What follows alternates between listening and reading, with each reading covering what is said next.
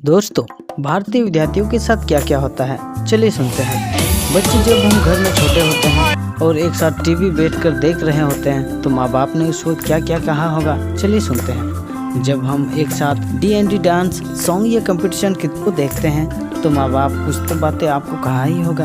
उस वक्त तो कुछ लोग तुम्हें देखकर मुस्कुरा भी रहे होंगे। देखो बेटे, तुम मेरे लिए कब ट्रॉफी लाओगे, हमें भी तुम्हें टीवी पर देखना चाहते हैं। ऐसी कड़वी बातें तो तुम्हें याद ही होगा। लेकिन कुछ बाद में जब हम पापा से कहते हैं कि पापा मुझे क्रिकेटर या सिंगर बनना है, लेकिन पापा बड़ी बड़ी आंखों से घूरते हुए कहते हैं, बेटा अभी ये सब करने का उम्र नहीं है, जा बेटे अभी मन लगाकर पढ़ाई कर। इस प्रकार यही अपनी इच्छा को ठुकरा देते हैं और इस प्रकार हमारी अंदर की काबिलियत को ठुकरा दिया जाता है। यही होता है दोस्तों हमारे साथ। इसी तरह हम किसी तरह मैट्रिक तो पास कर ही लेते हैं। इसके बाद परिवार में एक बड़ा डिस्कस चलती है कि आगे क्या पढ़ाई करेगा। इसका निर्णय भी परिवार के बड़े बुजुर्ग दीदी और भैया ही लेते हैं और फिर हम उसके कठपुतली बनकर नाचते रहते हैं, वरना सो जाते हैं या तो कहने पर नाचते रहते हैं। मैट्रिक में साइंस मैथ का नंबर अच्छा है तो साइंस लेनी चाहिए। पापा कहते हैं बेटा ट्यूशन की फीस नहीं है, आर्ट्स ले लो। यही होता है भारतीय विद्यार्थियों के साथ। जी हाँ दोस्तों, इसी तरह हमने तो किसी तरह इंटर पास कर ही लिया। इसके बाद डॉक्टर बनूं या इंजीनियर या बिजनेस करूं,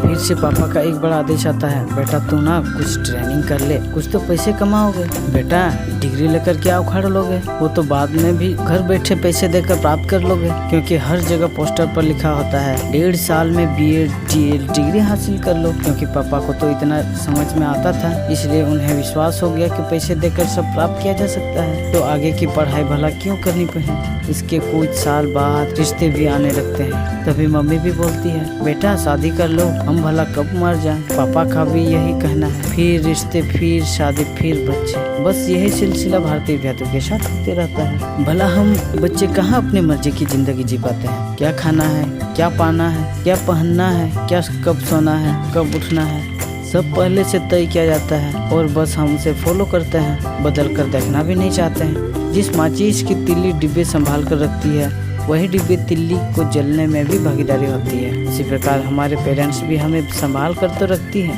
और दीपक की तरह जलने में भी हमारी दिया बन जाती है, हमें जलने में सहायता देती है। धन्यवाद दोस्तों। ऐसे ही और वीडियो देखते रहने के लिए हमारे चैनल को सब्सक्राइब कर दें और घंटी का बटन को भी दबा दें।